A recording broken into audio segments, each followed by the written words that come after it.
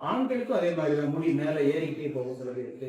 அந்த வழுக்கையில் நிறைய வகைகள் இருக்குது. இந்த ஃபோட்டோ கூட உங்களுக்கு காட்டுறேன். இந்த வழுக்கை என்னென்ன வகைகள் இருக்குது.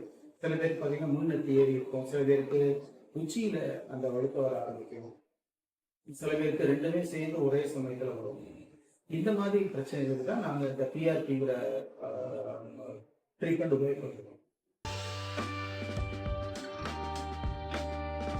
ஃபீமேல் பர்டன் ஹேர் லாஸ்ன்னு சொல்லுவாங்க.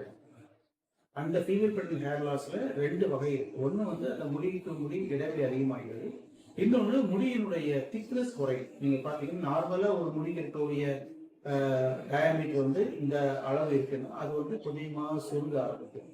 இது மினியேச்சரைசேஷன் என்று சொல்லுவார்கள்.